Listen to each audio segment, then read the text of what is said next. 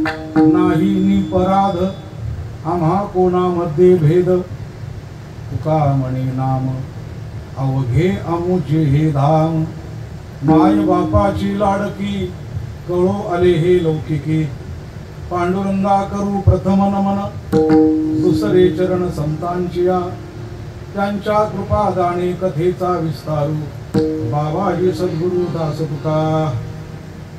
प्रस्तुत कीर्तन सेवेसाठी निवडलेला अभंग जगातील थोर संत जगद्वंद्य जगद्गुरु श्री संत तुकाराम महाराज यांचा 4 चरणाचा कालच्या दिवसाला म्हणजे चैत्र शुद्ध प्रतिपदा अर्थात गुढीपाडव्याला पोषक असणारा असा. काल आपण एका नवीन वर्षात पदार्पण केलं. म्हणजे काय केलं हे 1 जानेवारीवाल्यांना पण कळायला पाहिजे. कारण 1 जानेवारीच्या नादामध्ये आपण आपले नवीन वर्ष विसरून गेलो. आपण हिंदू आहोत, सनातनी आहोत, आपली परंपरा आहे. कोणीतरी बागलातून काढलेली संस्कृती आपली नाहीये, अनादी आहे. आणि आम्ही नेहमी सांगत असतो धर्म अनादी असावा, वेदबोधित असावा, श्रेष्ठांनी अंगीकार केलेला असावा आणि फलद्रूप असावा. हे 4 अवच्छेद ज्याला असतात त्याला म्हणतात धर्म. कुठंतरी कोणीतरी स्थापन केलेला म्हणून त्याला पाखंड म्हणता येईल, फार तर पाखंड, पण धर्म म्हणता येणार नाही. म्हणून काल जे चैत्र शुद्ध प्रतिपदा गुढीपाडवा आपण साजरा केला, तो गुढीपाडवा म्हणजे काय ते समजून सांगण्याकरता हा अभंग घेतला. आपण सर्वजण प्रेमाने 1 तास माझी प्रतीक्षा केली. मी 1 तास आपल्यापर्यंत लेट आलो त्याबद्दल पहिली माफी मागतो. तुम्हाला विनंती करतो 1 तास जरी कीर्तन झालं पण लेट पण थेट अशा प्रकारचं व्हायला पाहिजे. रेल्वेमध्ये टाइम टेबलच्या बोर्डावर खाली एक ओळ लिहिली असते. प्रत्येक गाडीचा टाइम टेबल लिहिला असतो. अमुक गाडी 10 वाजता येईल, 10:30ला, 11ला, 12ला असं लिहिलं असतं. पण खाली एक ओळ अशी असते कायमस्वरूपी. ती काय असते? देरी से चलने वाली गाड़ियां कुछ समय मिला सकती है. म्हणजे उशिरा सुटलेल्या गाड्या कधी कधी वेळेवर पोहोचू शकतात. तसा आपल्याला प्रयत्न करायचा आहे. जरा प्रेमाने टाळी वाजवा. विठ्ठल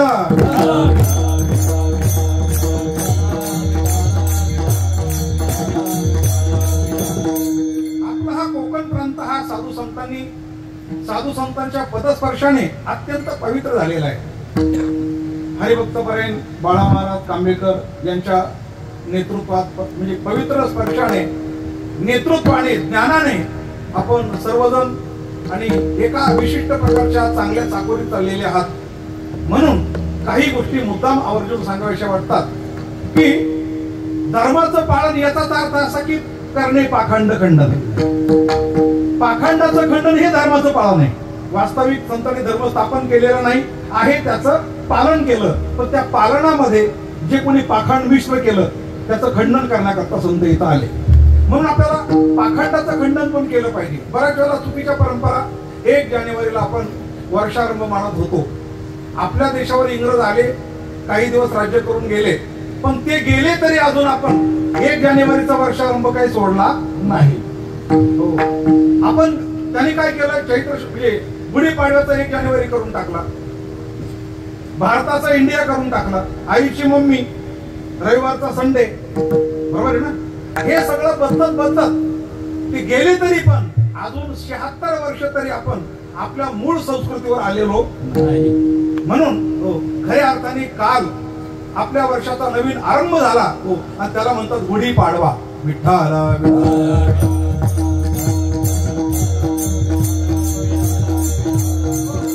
गुढीपाडवा म्हणजे काय? ज्याप्रमाणे 31 डिसेंबरला इंग्रजी वर्ष समाप्त होत असतं आणि 1 जानेवारीला नवीन वर्ष सुरू होतं. म्हणजे आत्ताच्या या वर्षाला 31 डिसेंबरला 2023 वर्ष संपलं आणि 1 जानेवारीला 2024 सुरू झालं. बरोबर आहे? मग आज जर नवीन वर्ष सुरू झालं तर फाल्गुन वद्य अमावस्याला कोणतं संपलं आणि चैत्र शुद्ध प्रतिपदेला कोणतं सुरू झालं एवढं तर आपल्याला सांगितलं पाहिजे ना. बरोबर आहे की? फाल्गुन वद्य अमावस्या त्याला संभाजी राजांचा बलिदान दिवस आहे. वर्ष अखेर, हो, त्या दिवशी आपलं कोणतं वर्ष संपलं आणि आज गुढीपाडव्याला कोणतं सुरू झालं, बरोबर आहे. तर 1945 संपलं शालिवाहन शकाच्या नियमाप्रमाणे आणि 1946 सुरू झालं. कारण हे मी नाही सांगत, शालिवाहन शक काय तो नामदेवाने सांगितलेला आहे, तो बाकीच्या संतांनी पण सांगितलेला आहे. विठाला विठाला विठाला का सांगितला तर या शालिवाहन शकामध्ये निवृत्तीनाथ महाराज, ज्ञानोबराय, सोपन काका आणि मुक्ताबाई अवतीर्ण झाले म्हणून. शालिवाहन शके 1190,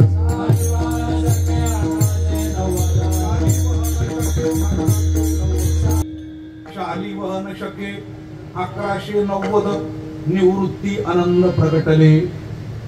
93व्या साली ज्ञानेश्वर देखिले सोपाना दिदले शहाण्णवात आणि 99व्या साली मुक्ताई देखिली जनी म्हणी केली मात त्यांनी. फक्त 3 चरणाच्या अभंगात जनाबाईने शालिवाहन शकाच्या नियमानुसार ज्ञानोबरायचा अवतार कधी झाला, निवृत्तीनाथांचा कधी झाला, सोपन काकांचा कधी झाला आणि मुक्ताबाईचा कधी झाला हे तारखेवर नाही सांगितलं. कशावर सांगितलं?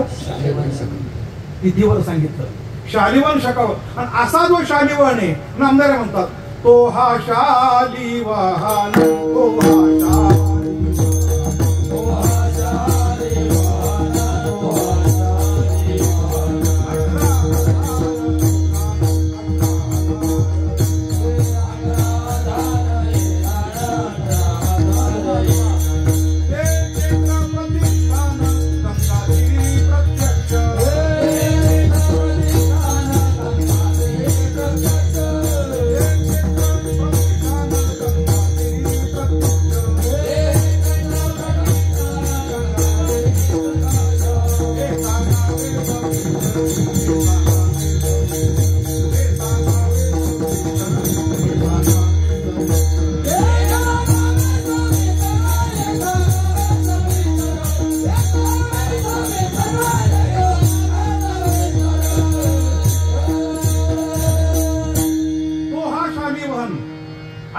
दान किती वर्षाचा आहे शालिवाहन? 18,000. संख्या पण माहित असू द्या. हो, शालिवाहन शकाची 18,000 वर्ष संख्या आहे. आत्ताशी 1945 संपले आणि अजून बाकी आहे. एवढे झाल्यानंतर मग शालिवाहन शक संपणार आहे. नंतर त्यानंतर विजयाभिनंदन राजा त्याच्या नावाने शक सुरू होणार आहे. तो कोकण प्रांतात होणार आहे, वैतरणा नदीच्या किनाऱ्यावर. त्यानंतर त्याचे 10,000 वर्ष संपल्यानंतर मग नागातीर्थ, धारातीर्थी नागार्जुन, हो, त्याचा शक चालू होणार आहे. तो 4 लक्ष वर्ष चालणार आहे आणि तो संपल्यानंतर भगवंताचा कल्की अवतार होणार आहे आणि तो 821 वर्ष चालणार आहे. काय काय ऐकलं आपण? हे सांगावे सविस्तर. नामदारे म्हणतात हे सांगावे सविस्तर. का सविस्तर? लोकांना कळायला पाहिजे ना. नको त्याच्या मागे पडतात. हॅपी न्यू इयर, जानेवारीला खुशाल माणसं एकमेकाला शुभेच्छा देतात. त्याच्या मागे पडू नका. हो, मला सांगा, आपली संस्कृती जर अनादी आहे, सनातन आहे, पारंपरिक आहे, तर जगाने आपल्या मागे झालं पाहिजे का आपण जगाच्या मागे झालं पाहिजे? आपण दुसऱ्याचं अनुकरण केलं पाहिजे का आपल्या लोकांनी अनुकरण केलं पाहिजे? नाही, त्यांचं पण तुम्ही बोडके राहायला पाहिजे का तुमचं पण त्यांनी टोपी घातली पाहिजे? एवढं तरी कळतंय ना. तर आपण इतरांचं अनुकरण का करतोय? आपला धर्म आपल्याला कळत नाही म्हणून. विठाला विठाला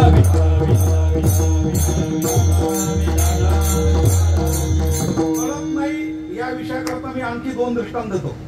मला सांगा, हो, झाडांना धर्म कळतो आणि पक्ष्यांना धर्म कळतो, पण माणसाला कळत नाही. मला सांगा, सण आला की लोक नवीन कपडे धारण करतात, रांगोळ्या काढतात, स्नान करून नवीन कपडे, कारण वर्षाचा सण आहे ना.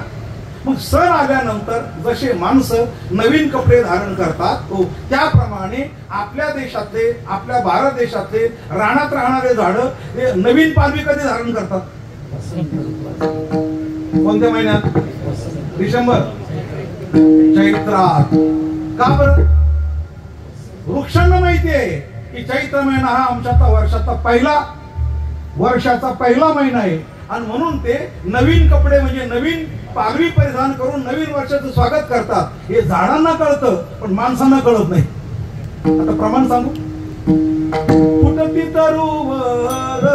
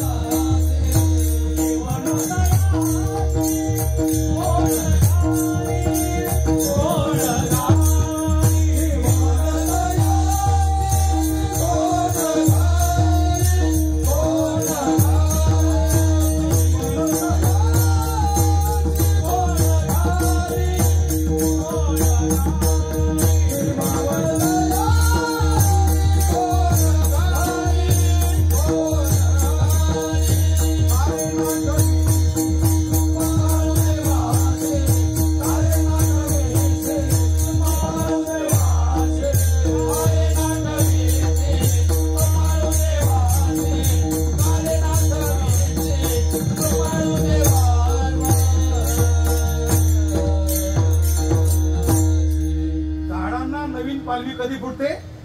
चैत्र महिन्यात. बर, कोकिळा कोणत्या ऋतूला गाते? गायते कोकिळा वसंते.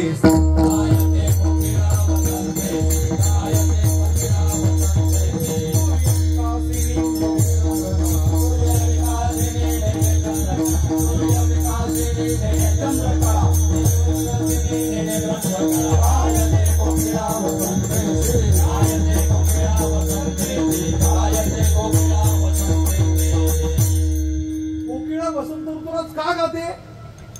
नवीन वर्ष आहे म्हणून. झाडांना नवीन पालवी चैत्रातच का फुटते? नवीन वर्ष आहे म्हणून. आणि तरी तुम्हाला सांगावं लागतं की जानेवारी आपला महिना नवीन आहे म्हणून.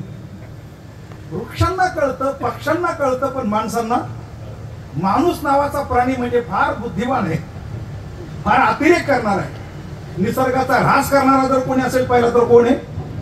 डोंगर सपाट करणार, झाडं तोडून टाकणार, बरोबर. तो अनेक प्रकारचा अतिरेक करतो. म्हणून त्याकरता तुकाराम महाराज म्हणतात आमची संस्कृती आणि झाडांना माहिती आहे, पशु पक्ष्यांना माहिती आहे, असा आमचा देश आहे. आमुचा स्वदेश भुवनत्रया मध्ये वास. आता अशा प्रकारचा निसर्गाशी प्रेम करणारा, निसर्गाला काहीतरी माहित असणारा, निसर्गापर्यंत अध्यात्म पोहोचवणारा, रामाचं रामफळ, सीतेचं सीताफळ, हे काही कोणी ग्रंथात नाही सांगितलं, प्रत्यक्ष पाहतोय आपण. धर्माच्या खुणा आमच्या ग्रंथातच नाही. त्या निसर्गामध्ये एक एक करून तुम्हाला सांगण्याचा प्रयत्न करतो. पण तुकाराम महाराजांनी या अभंगाच्या द्वारे आपल्याला आपला देश किती व्यापक आहे तो सांगण्याचा प्रयत्न केला. पण तुकाराम महाराजचा देश पाहण्याकरता आपण आपल्या देशाच्या ज्या संकुचित सीमा तयार केल्या, संकुचित करून घेतला आपण स्वतःला, पहिलं ते पाहणार आहे. म्हणून तुम्हाला मी पहिला नेत्यांचा स्वदेश सांगतो, त्यानंतर क्रांतीवीरांचा स्वदेश सांगतो क्रमांक 2, त्यानंतर मग शूरवीरांचा स्वदेश सांगतो क्रमांक 3, नंतर 4 देशभक्तांचा स्वदेश सांगतो, नंतर भारताचा भारत सांगतो. किती झाले? 5. आणि हे 5 भारत झाले की मग तुकाराम महाराजांचा 6वा भारत. अशा प्रकारे अभंगाची भूमिका आहे. पहिला भारत कोणता? नेत्यांचा भारत, जो आता नकाशामध्ये आहे ना. नकाशामध्ये आपण पहिल्या पानावर पाहतो पुस्तकामध्ये, भारत माझा देश आहे, सर्व भारतीय माझे बांधव आहे, ती प्रतिज्ञा आहे. तो जो नकाशामध्ये देश आहे ना, हा नेत्यांचा देश आहे. नेत्यांचा आपण का म्हणूया? त्याच्यात सिंधू नदी नाही, त्याच्यात पाकिस्तान नाही, त्याच्यात बांगलादेश नाही, त्याच्यामध्ये तिबेट नाही, त्याच्यात नेपाळ नाही, त्याच्यामध्ये श्रीलंका नाही, त्याच्यामध्ये अफगाणिस्तान नाही, बरोबर आहे. आता हे नाहीचे किती पाडे मोजायचे? याचा अर्थ मी जे नाही म्हणतो याचा अर्थ काही काळ ते आपल्या देशामध्ये होते. तर टाळी वाजवा विठाला.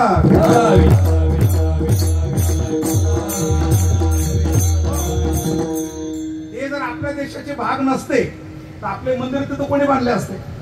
जगातलं सर्वात मोठं मंदिर कुठे आहे? जगातलं म्हणतो कंबोडियामध्ये. जगातलं सर्वात मोठं मंदिर कुठे आहे?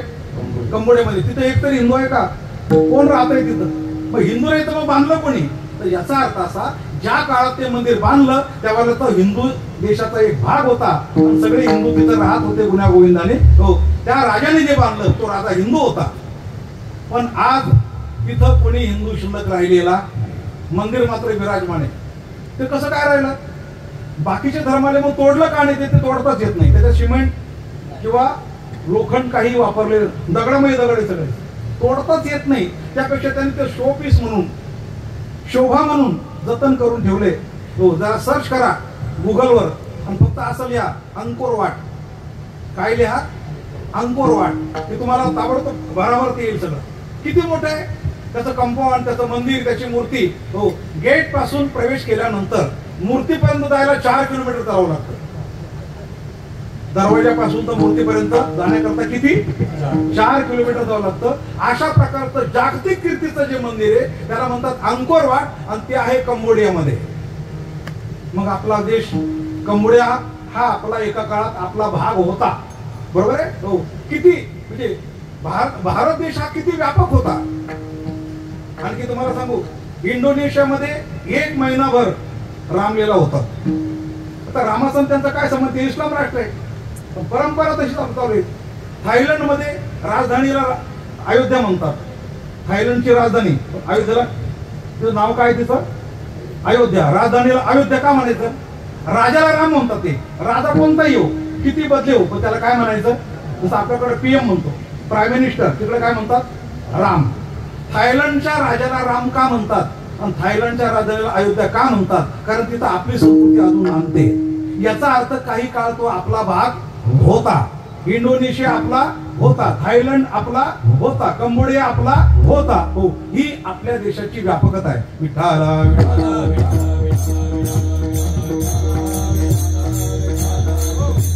म्हणून तुका बरं म्हणतात, आमुचा स्वदेश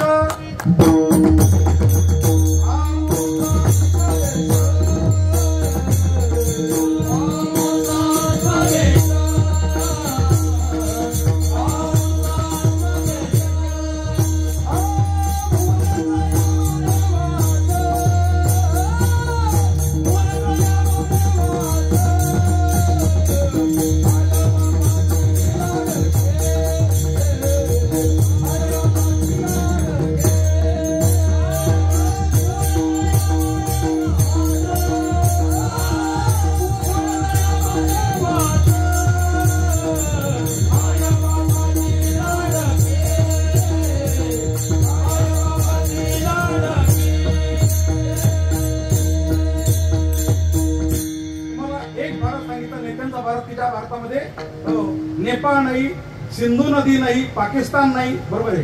पाकिस्तान नाही, पाकिस्तान मध्ये बऱ्याच गोष्टी आपल्या आहे.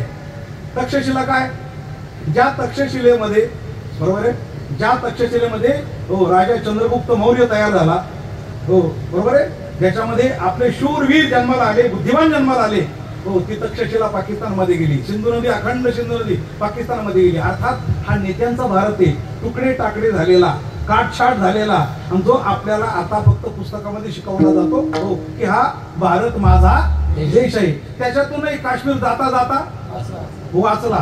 1990 साली फक्त भोंग्यांहून आवाज दिला होता, हिंदूंनो, काश्मीरी पंडितांनो, रातोरात घर खाली करा, हो काश्मीर सोडा, उद्याचा सूर्योदय तुम्ही पाहू शकणार नाही. घाबरले बिचारे, काय करणार, मेल्यापेक्षा देश सोडलेला चांगला. आणि यांनी घरं सोडली.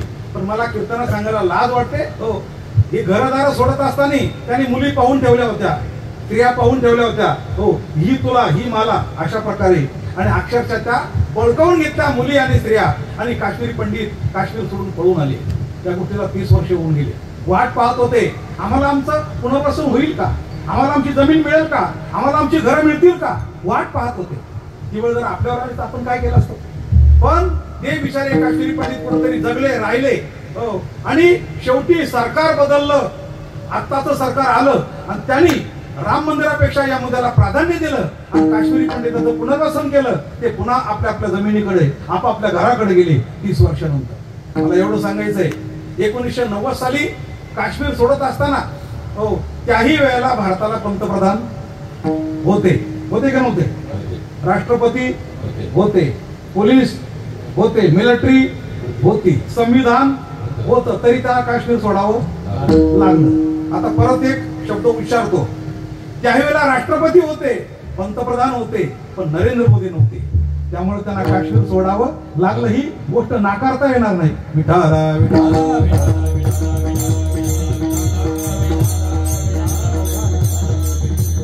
हे समजून घ्यायचं असेल तर सर्वप्रथम आपल्याला भारत समजताना तो नकाशा समजला पाहिजे. आता तुम्हाला दुसरा भारत सांगतो. कोणाचा, क्रांतीवीरांचा. पहिला भारत नेत्यांचा, दुसरा भारत क्रांतीवीरांचा. क्रांतीवीरांचा भारत सिंधू नदी सहित पाकिस्तान सहित, बांगलादेशासहित, कारण ते फासावर गेले तर अखंड भारताचा नकाशा घेऊन गेले. हा आमचा भारत आहे, फासावर द्या आम्हाला, पण आमचा भारत आमच्या हातात द्या. मरता मरता सुद्धा त्यांनी अखंड भारताचा नकाशा हातात घेतला. शेवटची इच्छा बरं का त्यांची, क्रांतीवीरांची, काय, अखंड भारताचा नकाशा आमच्या हातात द्या आणि आम्हाला फासावर द्या. कारण त्यांचा भारत पाकिस्तान सहित आहे. 2 भारत सांगितले, आता 3रा भारत सांगतो. 3रा भारत म्हणजे काबूल, कंधार, हिंदूकुश पर्वतापर्यंत. हा कोणाचा भारत? शूरवीरांचा भारत. ज्या शूरवीरांनी पानिपतच्या युद्धामध्ये काबूल, कंधार पर्यंत मजल मारली. राघो भरारी, धडा तर ऐकला असेल की, राघो भरारी, रघुनाथराव पेशवे, काबूल, कंधार पर्यंत गेले होते. अब्दालीला 5 वेळा पिटाळून लावलो. अशा प्रकारचा जो भारत आहे, आणि तो भारत म्हणजे शूरवीरांचा भारत. किती भारत सांगितले? पहिला भारत नकाशा पुरता, 2रा भारत सिंधू नदी पाकिस्तान सहित, 3रा भारत काबूल, कंधार, हिंदूकुश पर्वतापर्यंत, तो शूरवीरांचा भारत. आता 4था भारत सांगतो, स्वातंत्र्यवीर सावरकरांचा, म्हणजे देशभक्तांचा. स्वातंत्र्यवीर सावरकरांचा भारत म्हणजे नंदराजापर्यंत. विठाला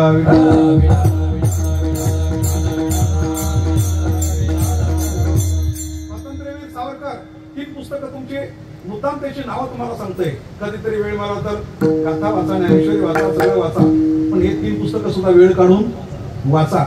त्या 3 पुस्तकाची नावं सांगतो. एक आहे 1857 स्वातंत्र्य समर, एक आहे काळं पाणी किंवा माझी जन्मठेप, आणि दुसरं आहे इतिहासाची सोनेरी 6 पानं. फार छोट आहे, पण मी तर असं म्हणेल, ते पुस्तक वाचल्याशिवाय मरू नका. त्याशिवाय देश कळायचा नाही.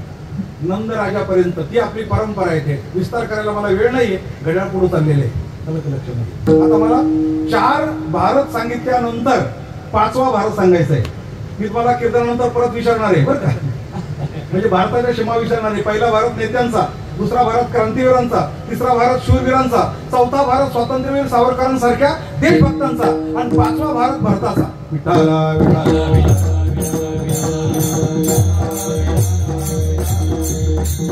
5वा भारत कोणाचा? भारताचा. कारण आपल्या देशाला काय म्हणतात? भारत. इंडिया नका म्हणून, काय म्हणतात? खरं म्हणजे भारताचा इंडिया करणं, मम्मीची आई करणं, पंचांचं कॅलेंडरचं परत पंचांग करणं, यालाच म्हणतात घर वापसी. जे पहिलं आहे ते. आता आपण औरंगाबाद संभाजीनगर केलं की नाही? इलाहाबादचं काय? प्रयागराज केलं की नाही? केलं म्हणजे होतं तेच केलं की नाही? तसं आपल्याला सुद्धा भारताचा जो इंडिया झाला होता त्याचा परत काय केला? करायलाच पाहिजे. मला G20 माहिती का? एक कार्यक्रम झाला मध्ये 9 सप्टेंबरला 20 राष्ट्रपती आपल्याकडे आले होते. जी म्हणजे जनरल, 20 जनरल आपल्या देशात आले होते. त्यावेळेला त्या कार्यक्रमाला फार मोठं जागतिक प्राधान्य मिळालं. कारण जगातले 20 राष्ट्रपती आणणे, सुरक्षित ठेवणे आणि त्यांना परत सुरक्षित पोहोचवणे, खर्च पण मोठा आहे, जबाबदारी पण काय पण होऊ शकतं, पण ते भारत करू शकतो. मोठ्यातील मोठी जबाबदारी भारत पेलू शकतो हे दाखवून देण्याकरता 20 राष्ट्रपती भारतामध्ये आले होते. त्यावेळेला आल्यानंतर ती तारीख निवडली होती 9/9. कारण 9 तारीख आपल्याला प्रिय आहे, बरोबर आहे की नाही? शुक्ल पक्ष ही नवमी, उभे सरोवर ते तुलसी कहे राम क्यों, तुलसी कहे राम को क्यों न जपत निशंक, आदि अंतमो एक है जैसा नौका अंक. 9. बरं, लॅपटॉप जो घेतला होता पुढं त्याच्यावर होतं भारत, इंडिया नव्हतं. कारण का? भाषण करताना जो लॅपटॉप पुढे घेतला होता त्याच्यावर भारत याचं कारण हे होतं की तुम्हाला आम्ही आता आमचा भारत दाखवणार आहे. कारण त्या दिवशी जे राष्ट्रपती येणार होते त्यामध्ये ते पण होते जे भारताचा इंडिया करून गेले होते. कळतं मी काय बोलतोय? ते पण राष्ट्रपती होते लंडनचे की जे भारताचा काय करून गेले होते? इंडिया करून गेले होते. आता तुम्हाला दाखवतो आम्ही, आता भारताचा इंडिया राहिला नाही, आता भारताचा भारत तुम्हाला दाखवायचा आहे. त्याच्याकरता त्याच्यावर लिहिलं होतं भारत, आणि पाठीमागे चक्र होतं. ते चक्र तुम्हाला कुठं पाहायला मिळायचं नाही. ते चक्र म्हणजे काय? स्थिर चक्र. म्हणजे चक्र कधी थांबत नसतं, त्याला काळचक्र म्हणतात. ते थांबत नाही कधी, म्हणजे काळचक्र फिरत राहिलं. गजनी आला, मोहम्मद गौरी आला, अल्लाउद्दीन आला, अकबर आला, बाबर आला, औरंगजेब आला, अब्दाली आला, पण यांना काळचक्र थांबवता आलं नाही, यांना स्थिर शासन देता आलं नाही. मारो काटो म्हणून हे तुम्हाला राज्य करता आलं नाही. अब बारी हमारी आहे, आमच्या करता काळ उभा आहे हे दाखवण्याकरता काळचक्र दाखवलं. किती गोष्टी दाखवल्या? 3 त्याला म्हणतात G20. आता मला काय म्हणायचंय, हो ते भारत जे आहे ना, त्यांनी पाहिलं आता भारत आहे, हो हा जो भारत आहे याच्या पाठीमागे फार मोठा इतिहास आहे. इंडियाच्या पाठीमागे इतिहास नाहीये. भारत शब्दाच्या पाठीमागे सनातनत्व आहे, पावित्र्य आहे, बरोबर आहे, हो परंपरा आहे मोठ्या मोठ्या राजांची. कारण मुळामध्ये भारत शब्दाचा अर्थ असा भारताचा आहे तो भारत. भारतामुळे ज्याला भारत म्हणतात तो आपला देश आहे.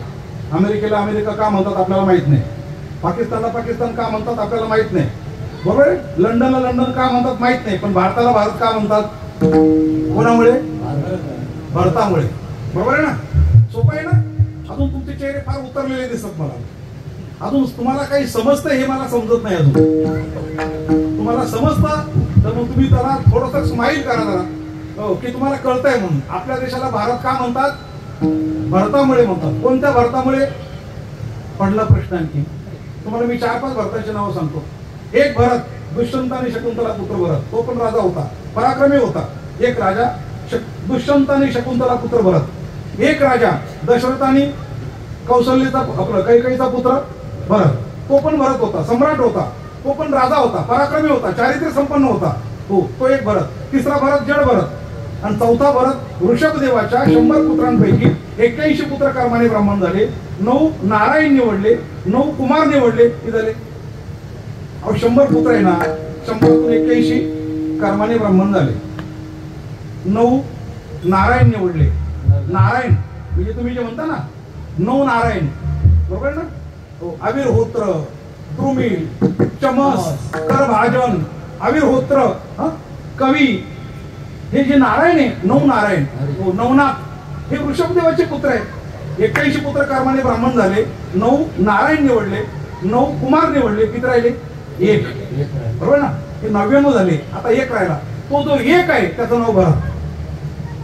जो 1 आहे त्याचं काय नाव आहे, भरत. हो आता किती भरत सांगितलं तुम्हाला मी, तुम्ही मोजलेच नाही. 4 भरत. परत सांगतो. एक दुष्यंत पुत्र शकुंतला पुत्र भरत, दुसरा जड भरत, तिसरा कैकेयीचा पुत्र भरत आणि चौथा ऋषभदेवाचा पुत्र भरत. हे 4 भरत आपल्या देशात झाले. मग आपल्या भारताला भारत जे नाव आहे ते कोणत्या भारतामुळे आहे हे शोधणं गरजेचं आहे की नाही. नवीन वर्षाच्या मुळे चिंतन करायला काहीच नाही.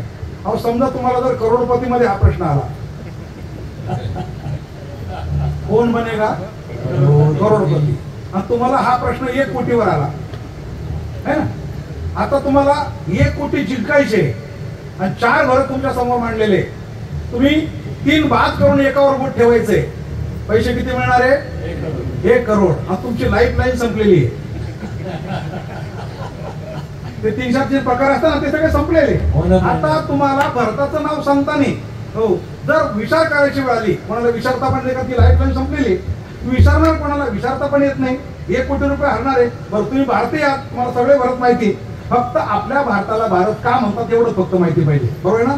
हो आता हे 4 भरत डोळ्यासमोर आहे. तुम्ही काय सांगणार, दुष्यंत शकुंतला पुत्र भरत, तुम्ही काय सांगणार, कैकेयी पुत्र भरत, तुम्ही काय सांगणार, जड भरत, तुम्ही काय सांगणार, ऋषभदेवाच्या 100 पुत्रापैकी 1 भरत. काहीच नाही. नक्की हरणार बघा तुम्ही. म्हणून आजपासून घट्ट मनामध्ये बांधून ठेवा, ज्या भारताचं एकनाथ महाराजांनी वर्णन केलेलं आहे तो आमचा भरत.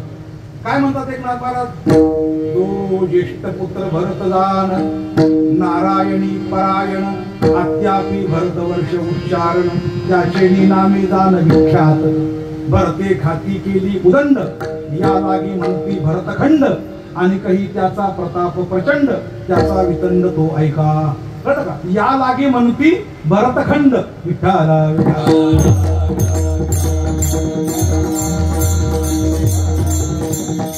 आलाच तुम्हाला करोडपतीमध्ये प्रश्न तर उत्तर देऊन टाका. काय, कोणता भरत, परत प्रश्नच आहे, कोणाचा भरत, ऋषभदेवाचा भरत.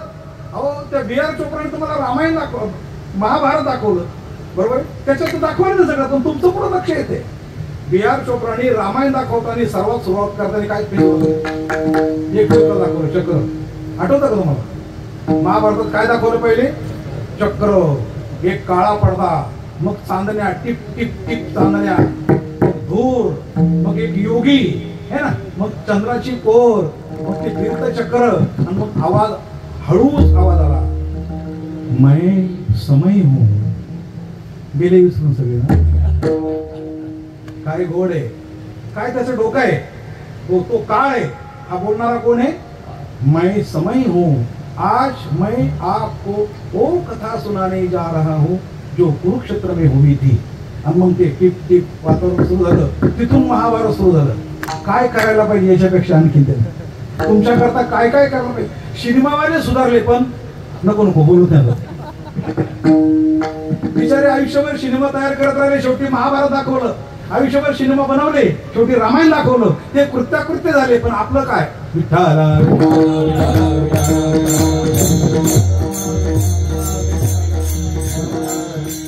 पात्र करणारी माणसं पण आजरामर झाले ना. भीमाचं पात्र केलं, रामाचं पात्र केलं, सीतेचं पात्र केलं. आणखी तुम्हाला सांगतो, हा जो पार्श्व बोलणार आहे, मैं समय हूं, हा आवाज कोणाचा आहे?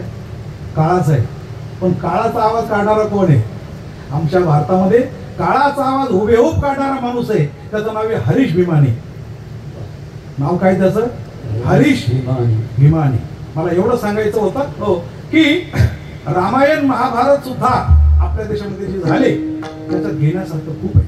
विठाला विठाला विठाला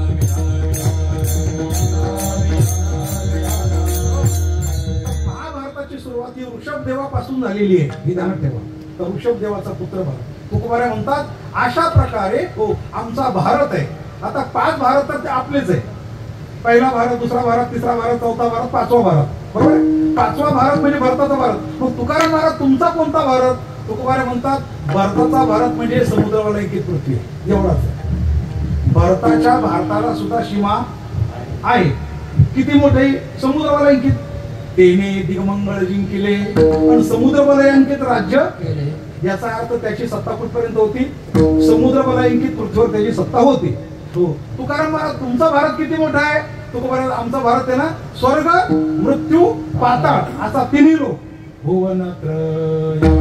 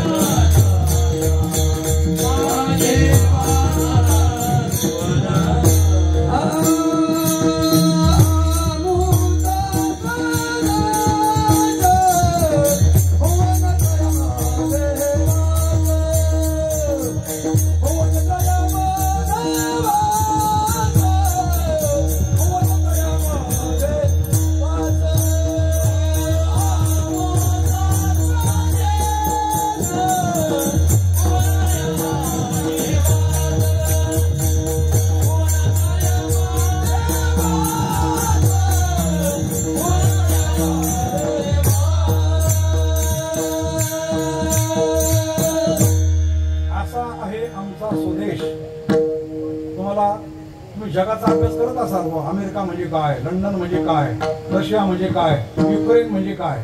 पण भारताचा काय अभ्यास सहसा करताय ना. वैकुंठवासी परमपूज्य मामासाहेब असं म्हणायचे बरं का, गंगेच्या किनाऱ्यावर राहतो आणि तांबड्या समुद्राचा अभ्यास करतो. राहतो कुठं? गंगेच्या किनाऱ्यावर. आणि अभ्यास कशाचा? जगातल्या तांबड्या समुद्राचा. आता खरं सांगा, तांबडा समुद्र तुला काय मुक्ती देणार आहे का? पण गंगा गंगा म्हटलं तर वाचे म्हणता गंगा गंगा म्हणून ध्यानात ठेवा. आपलं आपलं जतन करा. आपल्या धर्माने जे सांगितलंय त्याचा अभ्यास करा. करायचा असला तर ते विसरून गेले. तुम्हाला त्रिशंकू माहित नाही, तुम्हाला सप्तऋषी माहित नाही, तुम्हाला रामसेतू बद्दल केवढे शंका निर्माण केल्या मागच्या सरकारने. काय तर म्हणे तो एक ढाचा आहे, प्राकृतिक ढाचा आहे. आम्ही म्हणतो तो रामाने बांधलेला आहे, शक्यच नाही. वानर कोणी शेतू बांधतात का? तोडायला एक समिती नेमली होती. एक समिती 14 जणांशी. त्याच्यामध्ये पहिला होता यम करुणानिधी. कशाकरता? रामसेतू तोडण्याकरता. कारण का माहिती का, रामसेतू आपल्याकरता आपल्या धर्माची खून आहे, पण बाकीच्या लोकांकरता डोकेदुखी आहे. कळलं का? इतर धर्मांकरता ती काय? डोकेदुखी. म्हणजे का? अहो यांचं रामायण जाळता येईल, महाभारत जाळता येईल, वेद जाळता येईल, पण रामसेतू तर जाळता येत नाही ना. आपल्या धर्माच्या खुणा असे आहे, जगात किती धर्म भारतावर आले आणि गेले, पण ज्या प्राकृतिक खुणा आहे त्या कोणी नष्ट करू शकणार नाही. ध्यानात ठेवा, रामाचा राम सेतू अजून आहे, कश्यपाचं काश्मीर अजून आहे, बरोबर आहे. हो, आणखी तुम्हाला किती कोणा सांगू, लवचं लाहोर अजून आहे. लाहोर म्हणजे काय, लव कोण होता, रामाचा पुत्र, लवकुशांचं राज्य. लव आणि कुश, हिंदू कुश पर्वत तिकडेच आहे ना, म्हणजे लव आणि कुश त्यांचे राज्य होते. हो, इंग्रजांनी फाळणी करताना ते ठेवलं तिकडं. आता ते लवचं झालं लाहोर, लवचं काय झालं लाहोर. म्हणजे कितीतरी काळ गेला. ताजमहालची गळती अजून गळती करते का, टिप टिप पाणी कशावर पडतं, शंकराच्या पिंडीवर पडते. तुम्ही ताजमहाल जरी तुम्ही ताजमहाल नंबर प्लेट लावली असली की ताजमहाल आम्ही बांधला म्हणून, तरी ती गळती सांगते ना की हा ताजमहाल हे तेजोमय शिवालय आहे आणि हिंदूंचंच आहे. कारण तुमच्याकडे एवढे कारागीर नाहीये ताजमहाल बांधण्यासारखे. ह्या सगळ्या कलाकृती भारतीय लोकांच्या आहे. बाहेरच्या लोकांनी फक्त येऊन नंबर प्लेट बदली केली. फक्त काय बदली केली, नंबर प्लेट बदली करायचा प्रयत्न केला. म्हणून ध्यानात ठेवा, ताजमहालची गळती अजून आहे, लवचा लाहोर अजून आहे, बरोबर आहे. हो, रामाचा राम सेतू अजून आहे.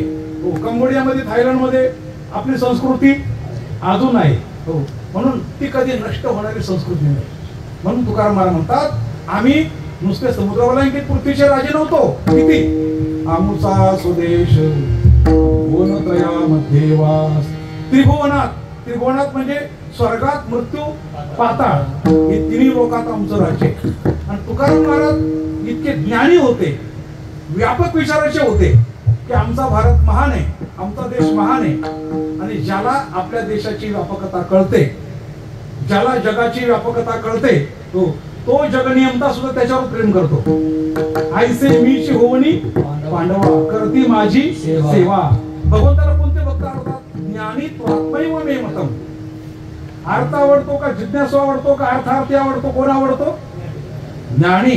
तुकाराम महाराज ज्ञानी भक्त आहे. नाही, तुकाराम महाराज म्हणतात, ब्रह्मदेव जरी भगवंताचा पुत्र असला तरी खऱ्या अर्थाने भगवंताचे जे लाडके आहे, माय बापाचे लाडके, आम्हीच लाडके आहोत. अभंगाच्या दुसऱ्या चरणात सांगतो, माय बापाचे लाडके,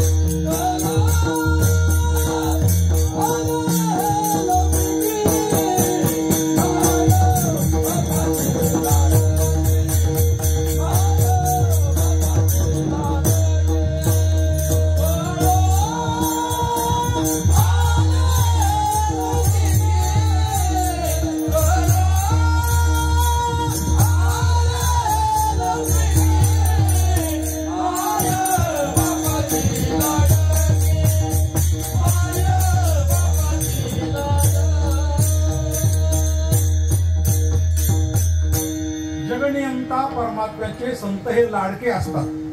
आणि संत म्हणजे काय माहिती का, जगाचा अंतिम सिद्धांत. कदाचित जगनियंता परमात्मा जगापासून वेगळा होईल, जगाला मोकळून देईल, जीवन कर्तव्य हात करून मोकळा होईल, पण संत कधी जीवाला सोडणार, त्यांचा उद्धार करतील म्हणजे करतीलच. हो, संत म्हणजे काय, जगाच्या कल्याणाकरताच आलेले असतात.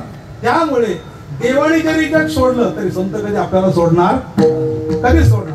संत म्हणजे काय माहिती का, बघा, गरीब कष्ट करतो, श्रीमंत त्याचं शोषण करतो, चोर दोघांच्या घरात चोरी करतो. दोघांच्या म्हणजे गरीबाच्या आणि पुन्हा एका. गरीब कष्ट करतो, श्रीमंत त्याचं शोषण करतो, बरोबर आहे.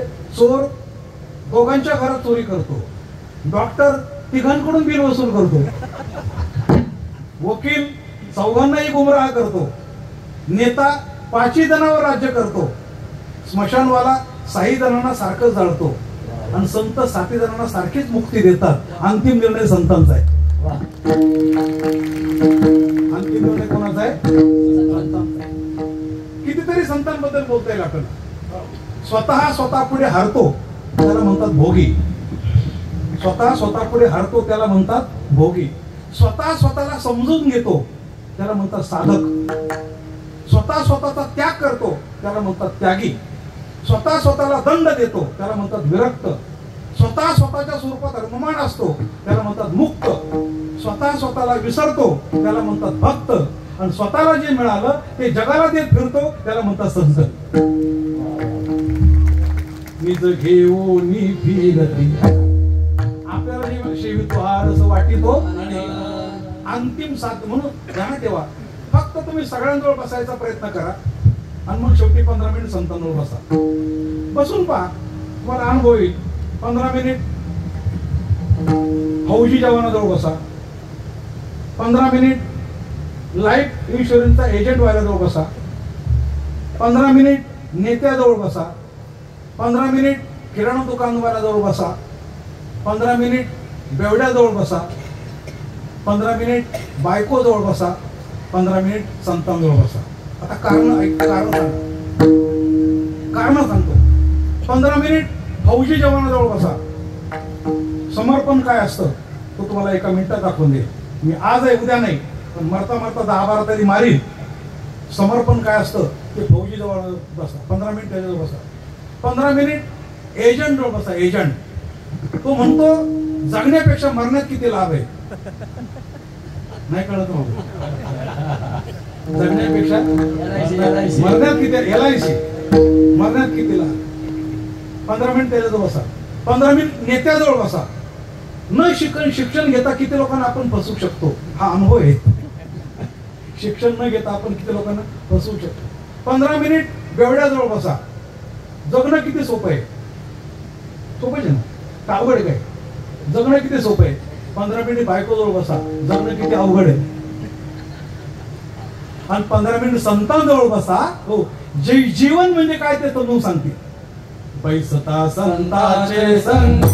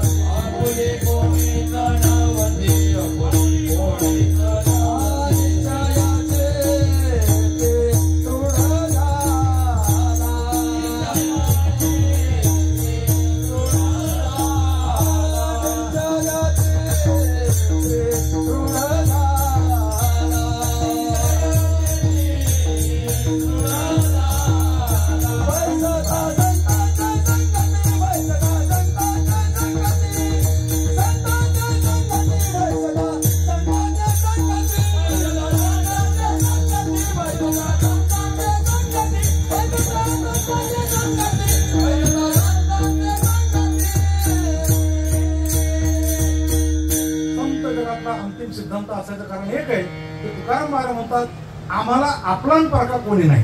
नाही मी पराध आम्हा कोणामध्ये भेद. महाराज तुमचं गाव कुठं, घर कुठं. तुकोबाराय म्हणतात तुका म्हणे नाम आणि अवघे आमुचे हे धाम. 2 चरणाचा विस्तृत, 2 चरणाचा शब्दशः असा भावार्थ झाला. बरोबर 1 तासात रुकवलेलं बघा. जरा भजन करा. विठो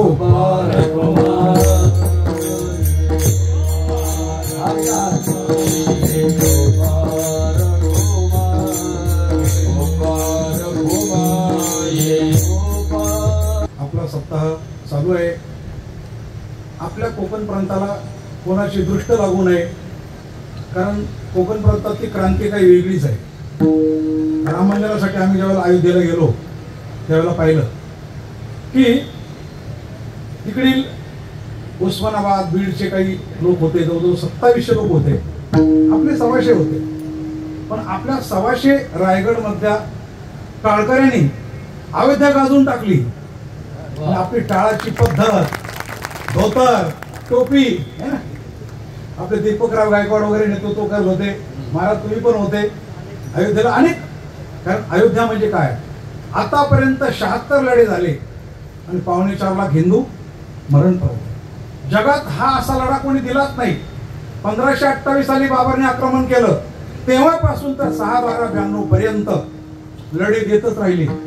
क्रांतीवीर लढे देतच राहिले.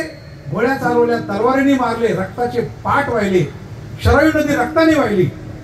आणि इतक्या काळानंतर म्हणजे 500 वर्षानंतर आज आपण 22 जानेवारीला राम मंदिर झालेलं पाहिलं. हो, हे न भूतो न भविष्यती. 22 जानेवारी का बरं हे पण कळालं पाहिजे. कारण लढे तर 76 झाले. खरं तर राम आमचा, भूमी आमची, पैसे आमचे, कोर्ट आहे आमचं, न्यायाधीश आहे आमचे, तरी आमच्या विरोधात 22 वकील होते. खरे की आम्ही काही अमेरिकेत मंदिर बांधणार नव्हतो, आम्ही काही सरकारच्या पैशाने मंदिर बांधणार नव्हतो. म्हणजे राम आमचा, भूमी आमची, आणि आमचंच मंदिर बांधण्याकरता आमच्या विरोधामध्ये 22 वकील होते. पण हे काय अमेरिकेचे होते का चीनचे होते? ते सुद्धा आपलेच होते. पण यांना फी कोणी भरली असेल? 22 वकील जे आपल्या विरोधामध्ये होते त्यांना फी कोणी भरली असेल? पण ध्यानात ठेवा, 22 तारीख का निवडली? 22 वकिलांच्या नाकावर टिचून आपण राम मंदिराची केस जिंकलो म्हणून 22 तारीखच निवडली. शेवटी राम मंदिर झालं. तुकोबारायचं स्वप्न झाले, राम राज्य काय उणे. आता मी तुम्हाला विचारतो, राम मंदिर बांधलं, जबाबदारी संपली का वाढली? वाढली. कारण दर 1528 साली बाबर आला होता एक विदेशातून. आता बाहेरचे यायची काही गरज नाही. आता इथंच पाहिजे तेवढे. आणि ते म्हणतात सुद्धा, आम्ही जर आलो तर बाबरी मशीद पुन्हा बांधू. अजून म्हणताय ना, ते रडताय ना, पुन्हा बांधू म्हणतात. पण आता राम भक्तांनी हे ठरवलेलं आहे, राम हित की बात करेगा वही देश पे राज करेगा. हे तर खरे की नाही? कारण राम आमचं हृदय आहे, राम आमचा आत्मा आहे. तैसा हृदयामध्ये मी. त्यामुळे रामाला डावलून जगात कोणी राहू शकणार नाही. म्हणून राम मंदिर झालेलं आहे. या वर्षामध्ये एकनाथ महाराजांचं 450 वर्ष निर्याणाला झाले. निवृत्तीनाथांना 750 वर्ष त्यांच्या प्रयाणाला, आणि तुकाराम महाराजांच्या वैकुंठ गमनाला 375 वर्ष झाले. आता काल सकाळी गावाला भरवस फाटा येवला तालुक्यामध्ये 5 तालुक्यामधून सप्ताह होता मोठा. 7 कोटीच्या आसपास जवळजवळ खर्च झाला. 50 लाख लोक रोज जेवत होते. शेवटी इतकी यात्रा भरली, पेपरला आले, 25 लाख लोकांनी पादुकाचं दर्शन घेतलं, दूरदूरच्या लोकांनी. असा सप्ताह तिकडे झाला, इकडे पण झाला, होत राहावे. पण मला शेवटचे 2 वाक्य असे सांगायचे. 9 वाजून 10 मिनिटं झाले. बरोबर 8:10 कीर्तन झालं होतं. म्हणजे अजूनही 1 तासाच्या आतच आपण आहोत, पुढे गेलेलो नाही. किती मोठे सप्ताह करा, किती पण पैसे जमवा, पण वारकरी संप्रदायाला कलंक लावू देऊ नका. जमलेले पैसे मंदिर बांधा, गोरगरिबांकरता खर्च करा, मुक्या बहिरांकरता करा. शेतकऱ्यांची आत्महत्या झालेल्या मुलं, माझ्याकडे 150 मुलं आहेत, मुली आहेत. आम्ही शेतकऱ्यांच्या आत्महत्या झालेल्या मुलांना आणि मुलींना पोलीस मध्ये भरती केलं. मला सांगायला आनंद वाटतो, नारदाच्या गादीवरून 3 मुली PSI झाल्या. PSI ज्यांचे आई वडील मरण पावलेले, आमच्या संस्थेने त्याला PSI म्हणलं. जवळजवळ 101 मुली कामाला लागल्या, 30-40 मुली नर्स झाल्या. खर्च करायचा तर असा करा, पण 2-2 कोटी रुपये जमा करायचे आणि 50-50 हजार कीर्तन करायला द्यायचे. हा वारकरी संप्रदायाला कलंक आहे, हा अजिबात लागू देऊ नका. मर्यादेत राहा. प्रवास खर्च ठीक आहे, पण एक ती टोळी तयार झाली. टोळी म्हणजे काय माहिती का? लुटणारी टोळी, एजंट. आणि ते एजंट एकमेकाला सांगतात, नाही हे महाराज आहे ना, हे 50,000 शिवाय येत नाही बरं का. पण आमच्या गावाकडे एका गावात मी सप्ताहाच्या प्रचाराकरता गेलो. म्हातारी माणसं 20-25 बसले होते आणि सप्ताह संपून 1-2 महिने झाले होते. ते काय विचार करत होते सप्ताह संपल्यानंतर, म्हणजे 50,000 जर आपण एका कीर्तनकाराला 2 तासाचे दिले तर मिनिट काय पडला ऍव्हरेज. आणि जर 1 मिनिट 3,000 रुपये जर मिनिट पडला असतं तर याने 3,000 मिनिटाप्रमाणे काय दिलं. सप्ताह संपल्यानंतर चर्चा सुरू होते आणि ती चर्चा चांगली नाही. चर्चा व्हावी, पण चर्चा अशी व्हावी की सप्ताह झाला, कीर्तन, प्रबोधन, श्रवण, माणसं निर्वेष्टी झाले, सुसंस्कृत झाले, धर्माप्रमाणे वागू लागले, त्याला म्हणतात चर्चा. पैशाची उधारपट्टी झाली, या बाबांनी 50 नेले, या बाबांनी 35 नेले, याला चर्चा म्हणत नाही. वारकरी संप्रदायाच्या बाहेर जो समाज आहे तो आपली निंदा करतोय. ध्यान ठेवा, हा जोग महाराजांचा संप्रदाय, हा मामासाहेबांचा संप्रदाय, हा सावळण बाबांचा संप्रदाय, हा आणि बाळा महाराज आंबेडकरांचा संप्रदाय आहे. त्यामुळे याला कलंक लावू देऊ नका, मर्यादेमध्ये राहू द्या. हेच मला सांगायचं विशेष करून होतं. तेव्हा झालेली सेवा भगवंताच्या चरणी समर्पण करतो आणि माऊलीचं भजन केलं. ज्ञानेश्वर माऊली.